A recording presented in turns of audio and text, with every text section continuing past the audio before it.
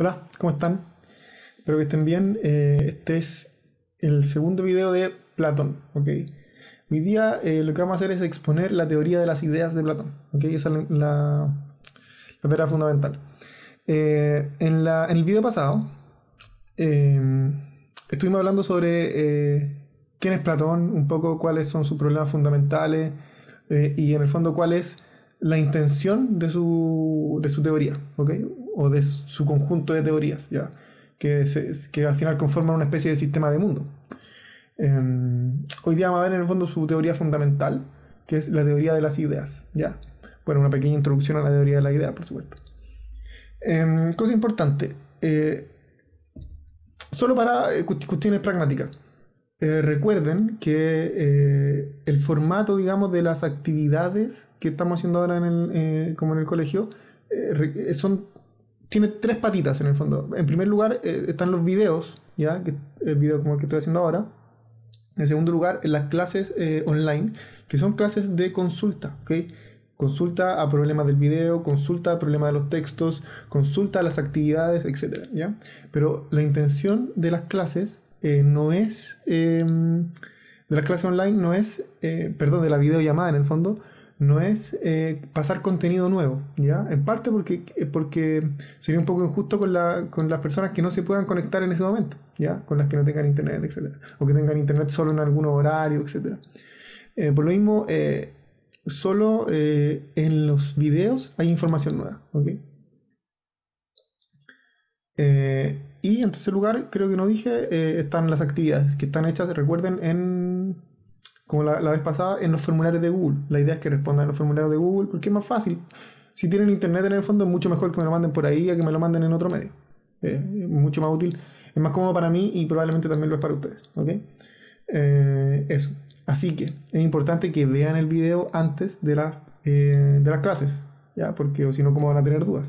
¿Ya? Ese es el punto.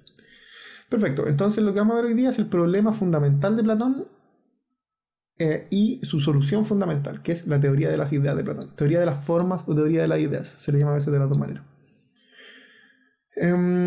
Perfecto, recordemos que el problema de Platón, el problema fundamental de Platón es el problema de la definición, ¿ya? El problema de la causa formal. Recuerden que los presocráticos, por ejemplo, buscaban distintas causas. ¿Ya? Esta es la sistematización que hace Aristóteles, pero nos sirve a nosotros para explicarnos, ¿ya? El pensamiento griego. Los filósofos presocráticos buscaban la causa, digamos, material, de qué están hechas las cosas. A veces de la causa eficiente, es decir, como qué causa las cosas o que las cosas estén ahí, etcétera, etcétera. O quién las creó, etcétera. Ya, la causa eficiente. La pregunta de Platón es una pregunta distinta. Es la pregunta de ¿qué son las cosas? O más específicamente, la pregunta es por el qué de lo que es. ¿Se fijan? Cuando yo digo que una mesa es, y yo pregunto ¿qué es eso? Por ejemplo, apuntándolo, me refiero, o sea, espero que me den una respuesta como una silla. ¿Se fijan? Bueno, la pregunta de Platón es ¿qué son las cosas? ¿Ya? O en el fondo, ¿qué hace que las cosas sean?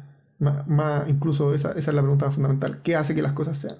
¿Ya? La pregunta por el qué de las cosas es la pregunta por cómo las cosas son. ¿Se fijan? Platón cree que cuando intenta responder esa pregunta, bueno, tiene, acuérdense, dos tensiones fundamentales. La tensión por una parte de Heráclito, que Heráclito decía, bueno, las cosas en realidad no son porque varían todo el tiempo. ¿Ya? Nada es así como eternamente, todo es puro desorden, todo se desarma, todo cae, todo se transforma. ¿Se fijan? Entonces nada es realmente. Y por otro lado la tensión de Parménides, que es justamente la contraria, que si algo es, entonces siempre fue y siempre será, por lo tanto no puede cambiar. Por lo tanto, no pueden existir una silla que en un momento fue silla y en otro momento pasó a ser basura, por ejemplo. Eso no tiene sentido. Hay algún problema con nuestro intelecto que no logramos entender bien que en realidad la silla nunca fue. ¿Se fijan? Algo así sería. Porque, por supuesto, para Parménides no existen ese tipo de cosas como la silla. ¿Ya? Lo que es único, indefinido, etc. O sea, no indefinido, sino único y sin partes. ¿Ya? No hay sillas y no sillas. ¿Se fijan? Eso hoy. Entonces, cuando uno se pregunta por el qué de las cosas, uno tiene que preguntarse en el fondo cómo se configuran las cosas. Y la respuesta que da Platón es que las cosas son por su forma, o su idea, ¿ok? Por su forma. Una forma, o una idea, es algo que existe, ¿ya? Ahora, muy raro, ¿se fijan? Porque noten la manera en que tiene de responder Platón. Ustedes, imagínense, les preguntan a alguien, bueno, pero ¿qué hace que la mesa sea una mesa? Y le responden, y ustedes responden, bueno, la forma de la mesa. ¿Y a qué nos referimos con eso? Platón responde, bueno, la forma de la mesa es algo que existe. Bueno, y yo le preguntaría a Platón, ¿y dónde existe? Ah, pero es que estaba haciéndote la pregunta equivocada. No existe aquí. Porque cuando tú me preguntas por dónde existe, quieres que te dé una respuesta en el mundo sensible. Como que te lo muestre con mis ojos, con mis manos, con el tacto, con el olor, con el sabor. Eso es pura creencia. El conocimiento que podemos adquirir de nuestros sentidos es falso. Y en este sentido, sigue un poco la misma línea de que comparten tanto Parménides como Heráclito. La idea de que hay una diferencia fundamental entre la creencia y el saber. ¿Ya? Entre la creencia y el saber. Los sentidos, según Platón, son mera creencia. Solo nos llevan a creer cosas, ¿ya? Pero nunca a saber cosas. Para saber cosas, tenemos que recurrir a nuestro intelecto, ¿ok? A la razón. Y la razón, según Platón, lo lleva a pensar que la forma es, pero no es aquí, en el mundo de las cosas sensibles, en el mundo en donde nosotros vemos con los ojos, tocamos con las manos, olemos, saboreamos, etc. No. Para Platón, las formas existen en otro mundo, ¿ok? Y interactúan de alguna manera con el mundo sensible, ¿ya? ¿Por qué hacen la distinción? La distinción es fundamental, porque el mundo inteligible, el mundo de las ideas o el mundo de las formas, es un mundo eterno e inmutable. Noten que el mundo de las ideas parece, en este sentido, eterno, inmutable, un poco como a lo Parménides, ¿se fijan? Como que, claro, quiere rescatar esta inmutabilidad de lo de Parménides, ¿cierto?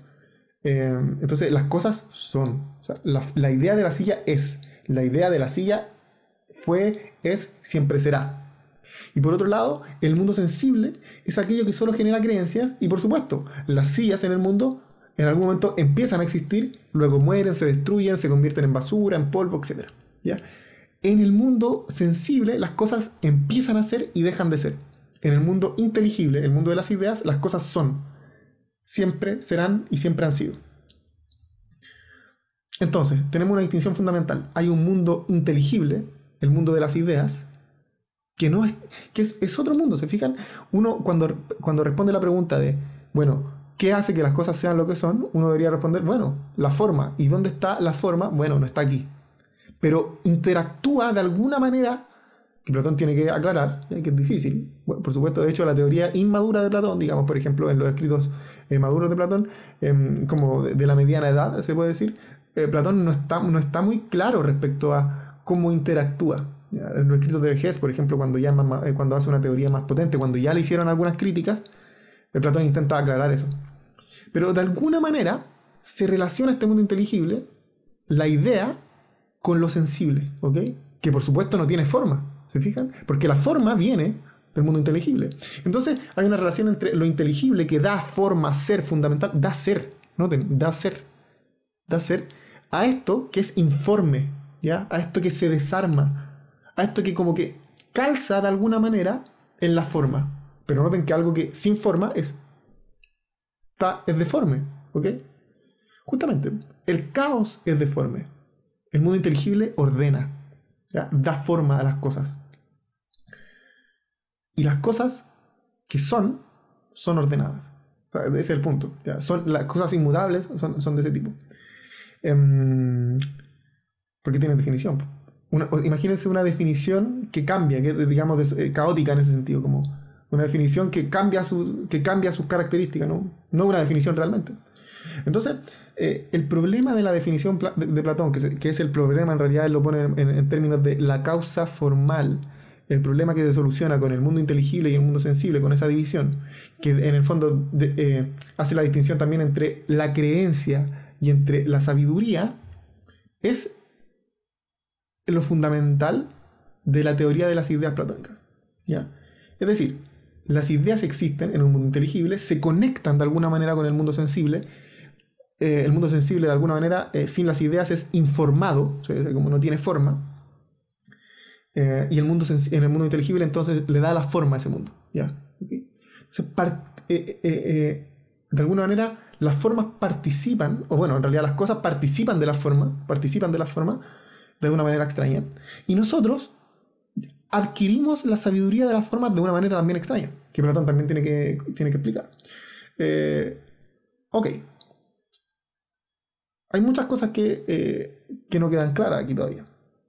Entonces, lo que vamos a hacer ahora es, bueno, hasta aquí va a llegar el video porque la próxima semana, bueno, el próximo video, que en 2 semanas en realidad, vamos a hablar sobre cómo adquirir las ideas, es decir, de la teoría epistemológica de Platón, la teoría de la reminiscencia.